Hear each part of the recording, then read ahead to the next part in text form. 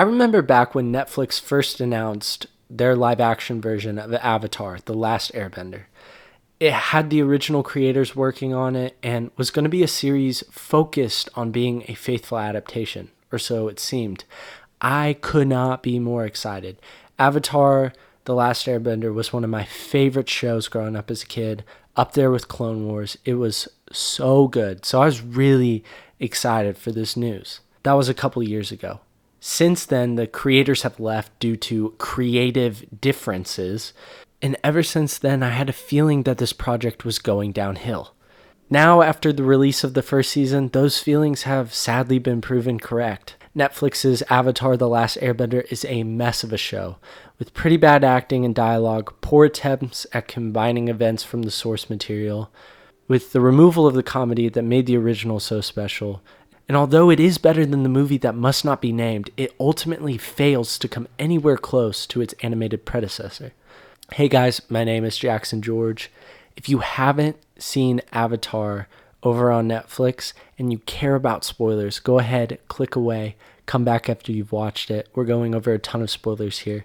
But if you're someone who just does not give a crap about spoilers or has seen the show, let's go ahead and dive into this thing.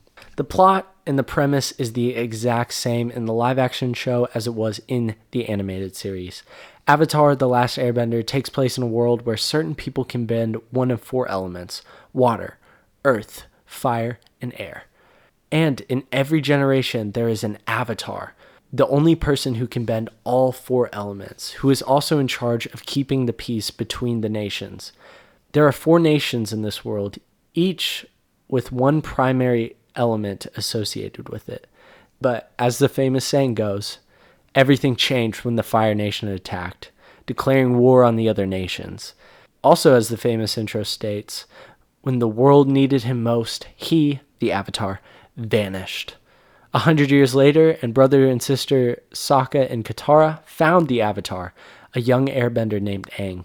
Together, the trio must travel the world to find suitable teachers for Aang to teach him the other 3 elements in hopes that he can stop the Fire Lord before it's too late. So great premise, one of the most amazing original shows of my childhood, and even setting nostalgia to the side, I still think this is just an incredible show in general. If you haven't seen Avatar The Last Airbender, the animated series, I cannot recommend it enough. So, with the animated series being so good and so beloved, when I watched the live action show over on Netflix, I was very disappointed. It was very disappointing for a variety of reasons. And I think the thing most people are talking about, and it's definitely true, is the acting and the dialogue. Oh my goodness, the acting is atrocious in this series. It makes Percy Jackson look Oscar worthy. I mean, it's pretty bad. And I'm being dramatic in some areas, but it's not great. But I will give the actors some leeway. I will go a little bit easy on them because the showrunners and everyone involved in this thing give them nothing to work with. There is nothing for them to work with. The dialogue is horrendous. It's terrible. It's not good. But I will say the actors don't make the most of what they're given either. So there's that as well. Lines are delivered in the same way, regardless of what emotion the scene calls for. If a certain interaction between characters is supposed to be sad, lines are delivered flat. If they're supposed to be cheerful or happy, also delivered flat. I mean, it's just every character is very stoic. And it's just sad to see because I think of how expressive the original series was. How toned back, dialed down lines are being delivered here. It's sad to see. But the acting and the dialogue itself is not what ruins this show. It's not what holds the show back. Yes, it's not great. But I think of one of my favorite movies of all time, Star Wars Revenge of the Sith. I'm going to be honest, that didn't have great acting, didn't have great dialogue. Yes, it had moments for both of those, just like this show does, but universally, it was not great in both of those areas. And still, it's one of my most beloved, favorite movies of all time. And I think that's because the story and the elements within the story, how it's portrayed, how it's paced, all that stuff outweighs the dialogue, outweighs the performances. Because when I think of Revenge of the Sith, yes, the memes come to mind, but I think of the great action sequences. I think of the great story. I think of Anakin's betrayal and his duel with Obi-Wan. I think of Yoda versus Palpatine, Order 66. I think of these moments and how they were brought to life, how they were shown on screen, much more than I think about any other element. And I think that's what ultimately holds Avatar The Last Airbender back, is it doesn't tell the story well. And I think it tells it very sloppily, very slowly, and I think it focuses way too much on areas where it shouldn't have. And I think it's shown that they don't really tell the story well is due to how they manage the time. I thought going into this thing that the live action show was going to have a significantly less long run time than the animated series. The first season of the animated series is 20 episodes, and all of them run about 24 minutes. So in total, it should take you about 8 hours to get through the first season in the animated series. The live action series, each episode almost runs at about an hour, and there's 8 episodes. So it should take you just a little bit under 8 hours to finish the live action series. Unless I'm doing my math wrong, and please double check me in the comment section if I'm wrong on this, there's almost the same amount of time in both seasons, and yet the live action manages to do way less with it. And it's shocking too, because it combines episodes, and yet it still manages to go over less. It's crazy. They combine story elements and characters from separate episodes in the animated series into 1 to 2 episodes in the live action, and it just doesn't work because these things don't belong together. I'll give you a couple of examples. Jet and Omashu being in the same storyline, Omashu in Secret Tunnel, Poe and Roku, and the village with the spirit issue. I don't quite remember the proper way to phrase all that. And there's other examples, other smaller examples as well. It's just like these things don't belong together, and yet we're forcing them together. It just doesn't work in this series. It truly doesn't. I'm going to be honest. The combining of the story moments and these plot lines does not work for me. I think it makes the storytelling muddy, leads to poor pacing, and I think it leads to rushed storylines in general. Instead of focusing the dedicated time we need to each of these individual stories, we're now just rushing through 2. Characters are a little too different in the live action version than they were in the animated series. Aang is just way too stoic, way too focused on being the Avatar. He's not so much of that kid we see in season 1 in the animated series. Yes, he goofs off a couple times in the live action show, for sure. But he's way too serious, way too burdened by responsibility, a lot more than he was early in the show. And that was part of his character growth in the animated series, was that he went from this goofball, this kid that just wanted to play all this time, to someone who understood the responsibility of the Avatar, someone who was struggling with that burden, with that responsibility, and how to handle that well. Here, though, we're getting almost kind of season 3 mindset Aang. And so it kind of leads me to wonder, what is his character development going to be if this thing does reach 3 seasons? Another problem I have with Aang in the show is that he doesn't waterbend once in this first season. You serious? What? I'm sorry, you're telling me the first book, Water, focused on waterbending.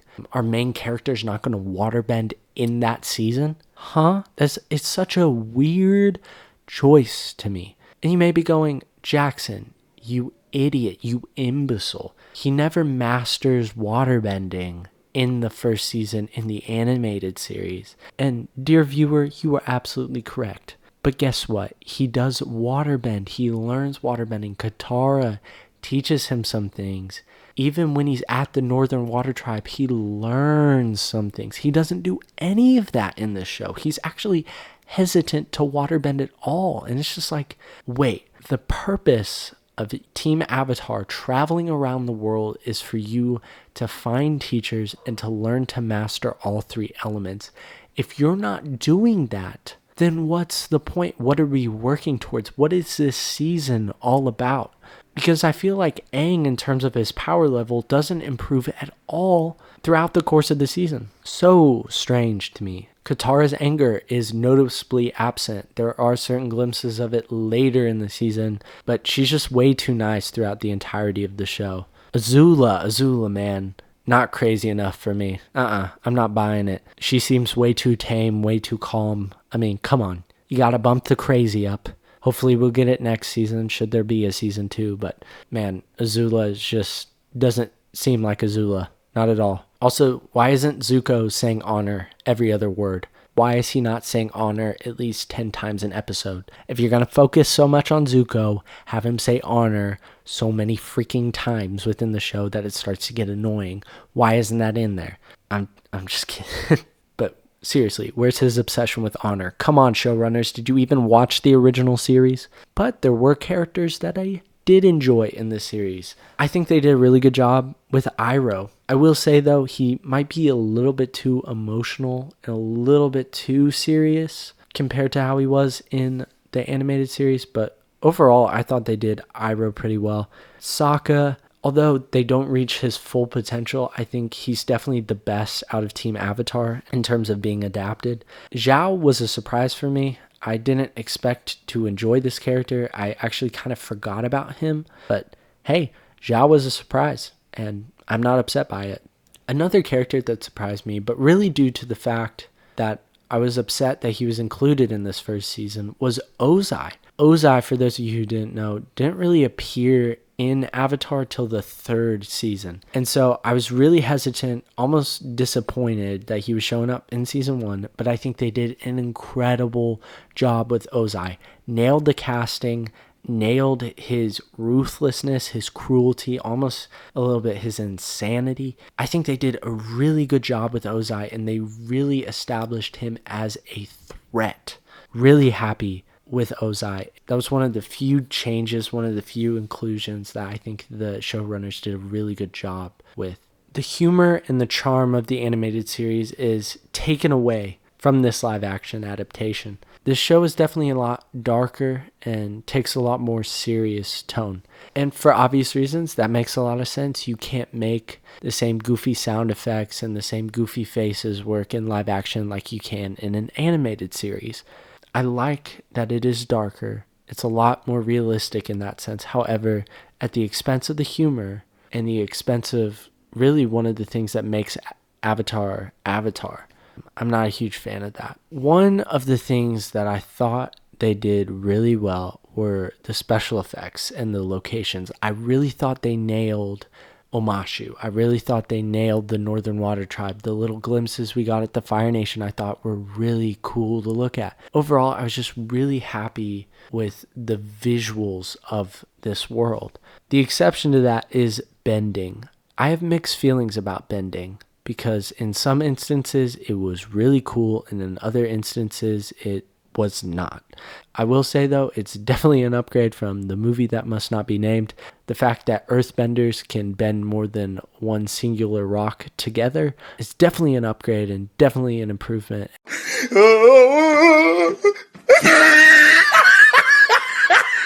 Bending kind of feels off in this show, and that might be due to the fact that the bending styles kind of look the same across all 4 elements in live action. I can't confirm that. I have no deep knowledge on the different styles of bending used in the animated show versus what they ended up doing in the live action, but just something visually feels off. I don't know how to explain it.